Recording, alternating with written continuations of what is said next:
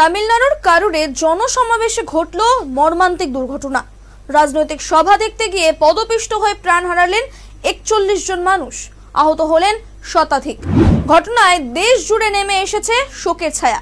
এই দুর্ঘটনায় তদন্তভার তুলে দেওয়া হয়েছে সেন্ট্রাল ব্যুরো অফ ইনভেস্টিগেশনের হাতে। তদন্তে নিরপেক্ষতা বজায় রাখতে সুপ্রিম কোর্ট অফ ইন্ডিয়া অবসরপ্রাপ্ত বিচারপতি অজয় রাস্তোগির নেতৃত্বে 3 সদস্যের একটি বিশেষ কমিটি গঠন করেছে। কমিটিতে থাকবেন 2 জন উচ্চপদস্থ আইপিএস অফিসার, তারা তামিলনাড়ুর ক্যাডারের হলেও স্থানীয় নন। তদন্তের পাশাপাশি নজর দেওয়া হবে নিরাপত্তা ব্যবস্থা এবং জননিয়ন্ত্রণে কোথায় গলদ ছিল সেই দিকেও।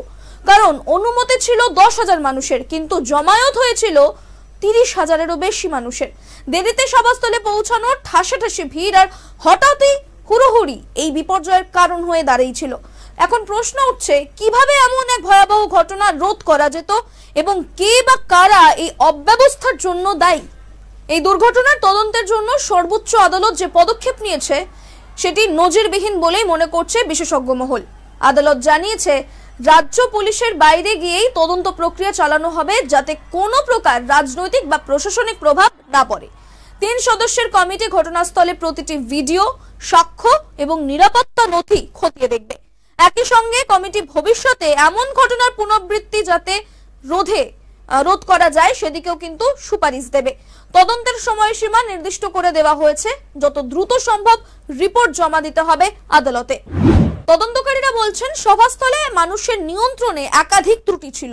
অনুমোদিত জনসংখ্যার চেয়ে 3 গুণ বেশি মানুষ ভিড় করেছিল মাঠের মধ্যে। সভার নির্ধারিত সময়ের ঘোরতর বিলম্বে অধৈর্য হয়ে ওঠে জনতা। যখন নেতা মঞ্চে পৌঁছন তখন ভিড়ের চাপ বেড়ে যায় ভয়াবহ মাত্রায়। বেরোনোর পথে ছিল না কোনো পর্যাপ্ত নিরাপত্তা করিডোর বা জরুরি নির্গমন ব্যবস্থা। ফল হয়ে দাঁড়িয়েছিল এক মুহূর্তের হুড়োহুড়িতে মৃত্যু মিছিল। আর এই দুর্ঘটনার পরেই তামিলনাড়ুর প্রশাসনের ভূমিকা নিয়েও প্রশ্ন উঠছে একাধিক।